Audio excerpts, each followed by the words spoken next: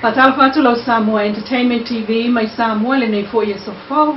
A mai so tapo inga tama matina matua. Fela mo mai ai tato fasalonga le nei tula. Ina yeso longa le leifeo inga ta vale le taulanga o taulumanga. Talinga malo le vai so fo.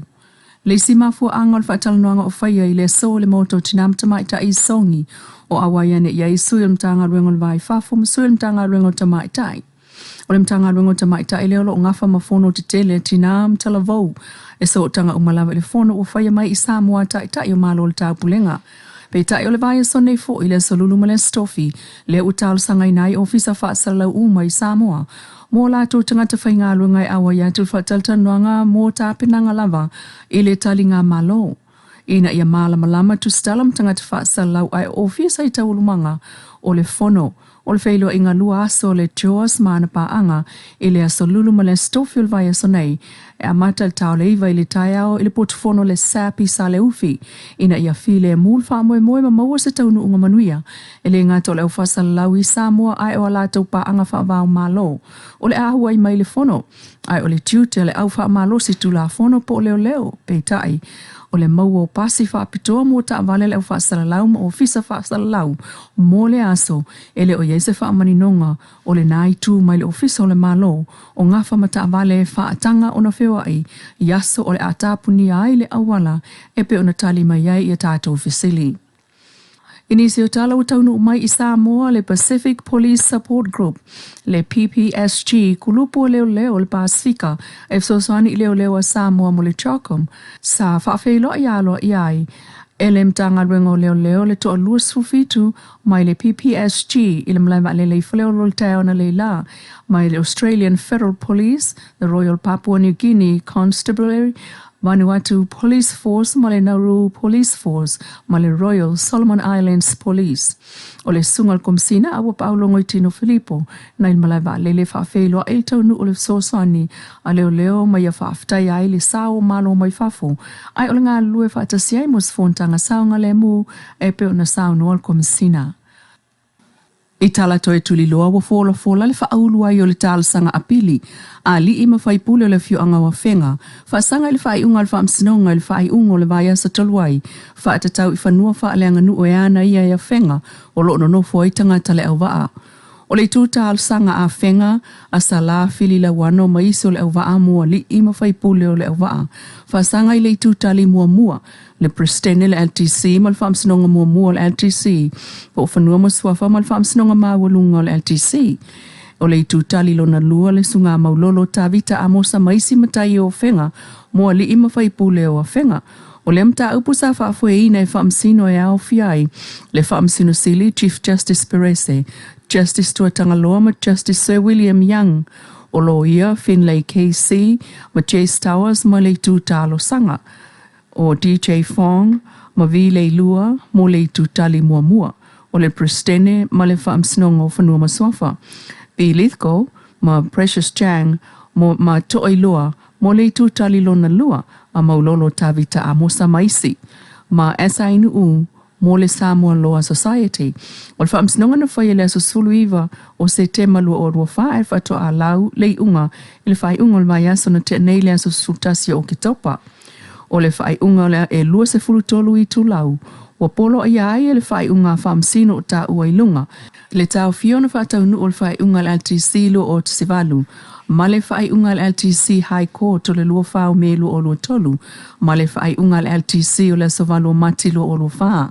O na lo whaatali le whaamsinonga to ilo le LTC, mo lana whai unga I le tālasanga apilia le au waa. O polo ia fo I le tūtali lona lua maulolo, mai le toe whaia o se isi la sanga awa e se ai tangata o lona nofo I lungo whanua, e au fia ai le loto lua iwa ma le tolu se fulu, mai tu maulava nā polo inga vanga nā ua iai, se polo inga whaatu lai, e o atu I le whaamsinonga whaitu malo ma le whaamsinonga mawalunga.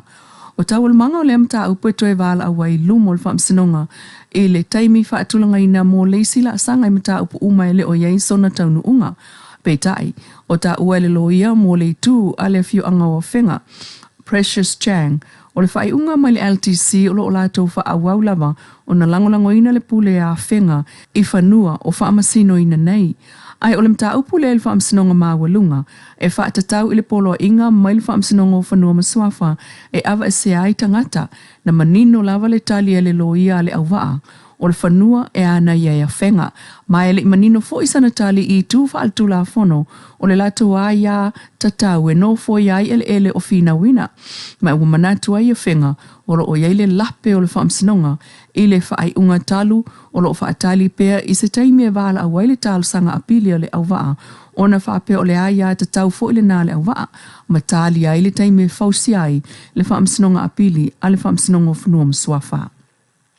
O le whai ungal mai aso lena tali malo ai ia le fionga le whongwhetalai o le stete o Victoria, ma le whongwhetalai o Samoa, ma li iputia mai e le sui o le atamua niusi Australia. O nisi o vaenga na whaatinoina I lea whailo inga e au ai le muamua le whaamata mataino le fionga le whongwhetalai o Samoa I le au malanga mamalu I sui ma minista o Carpeneta, malana au malanga mai Samoa lua o le asia o nisi o Messina Samoa, o lo oi whale mata anga po museum I Victoria. O nei asi singa na whaailoa ai le fionga le whongwhetalai, le maa whanawhana o so tanga wala lata le malo o Samoa, ma le stete o Victoria ai maise o le pāle mene o Australia. Ma walunga whaaloalonga I le ngata o le tali atu, o le fionga le teitei fono o le vaenga wha upwhai le fās, le songa la aule le mali e toa le fionga le whongwhetalai o le mota, ma le paia o le aumalanga I minista, so I minista o le malo.